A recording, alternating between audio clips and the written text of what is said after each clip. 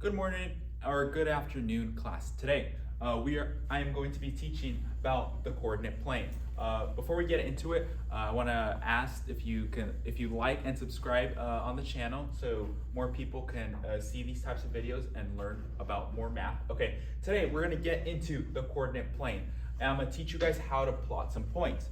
We have a list of 6 points right here that we are going to graph on here. So let me teach you guys first about this graph.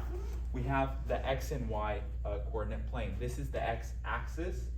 If you want to know how to spell axis, there it is. This is the X axis, the one that goes from side to side, the horizontal one. This is the Y axis that goes vertically up and down. You see that there's a negative side, there's a positive side. A positive side goes up, negative side goes down. Now I'm going to show you guys how to use these points and put them on the graph. Whenever you draw your graph on like a graphing paper, make sure you put the X and Y, label them so you know which side goes where. Okay, so for these points, the first one is always your X and the second one's always your Y. So always remember that. The first one's X, second one's Y, basically like in alphabetical order. So if that helps you remember it, you can use that. So this point A, we're gonna graph it on the plane. So 3, 4. So first, because the 3 is positive, first we do the X. The X, you're gonna move 3 spaces to the right. 1, 2, 3. The 4 with the Y, it means you're gonna go up 4 because it's positive. So you go 1, 2, 3, 4. So this is gonna be your point A. I'm gonna just write the letter A and you can match it up. The point A, 3, 4. The next one, we're gonna go with B. B, because it's negative, you're gonna go left. And then because it's up, because it's positive, positive 5, you're gonna go up. So you're gonna go left 2, 1, 2, and then you're gonna go up 5 spaces, 1, 2, 3, 4, 5. And then you're gonna have the point B, which is negative 2, 5. Now, right here we have C, which is negative 3, negative 1. With the negative on the X, we're going to go left 3 spaces and then down 1 space because it is negative. When it's negative on the Y, that means you go down. So you go left 3 spaces, 1, 2, 3, and you go down 1 space right here. And that is going to be your point C. Now, for D, because 2 on the X means you go right to the right, 2 spaces, and then down 3 spaces because it's negative. So you go to you always start at 0, 0, you always start in the middle, and then from there you go on the spaces that you need to go. So you go right 2 spaces, 1, 2, and then you go down 3 spaces, 1, 2, 3, and then you're gonna have the point right here. It's gonna be your point D. And now E, negative 4, that means you're gonna go left 4 spaces, and then 0 means you're gonna stay on the axis. So you go left 4 spaces, 1, 2, 3, 4, and then it's gonna be right here. So whenever you see 0, it means you're gonna stay on the axis, you're gonna stay on this line.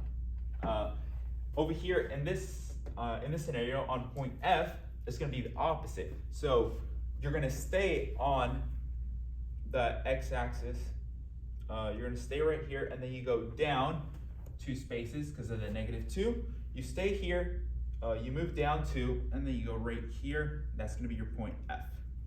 All right, so that is basically it. You either move to the right, to the left, up and down, depending on the sign of the number, if it's negative or positive.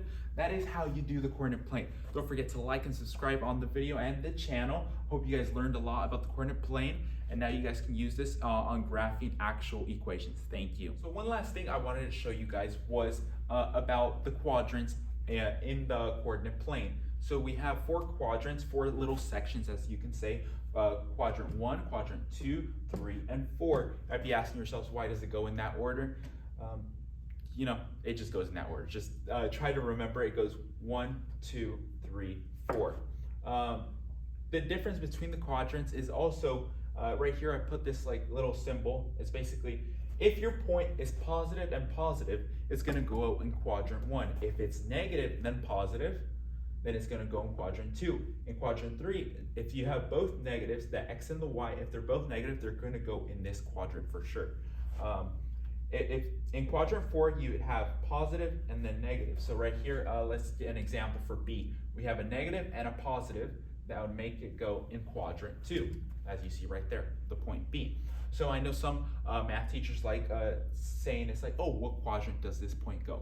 So I wanted to show you guys the difference between the 4 quadrants, and so you know which ones each, the difference between all of them. So yeah, so now you know quadrant 1, 2, 3, and 4. So there you go. Okay, Cesar, I'm gonna bounce right in and do a little bit more explaining. Good job. But what happens, Cesar, when they land on the line? Do you remember what happens when the point lands on the line? Okay, so this point F, when they ask you what quadrant it lands on, quadrant F lands in quadrants 3 and 4. So they basically say that this point F lands in 3 and 4. This point E lands in quadrants 2 and 3. And so when they land on the axes, they actually land in 2 quadrants. The only one that lands on all 4 is the origin. It starts right in the middle, and it's the one that kind of lands 0, 0, lands in all 4 quadrants. So good luck. Thanks for helping me out today. I really appreciate it. Bye.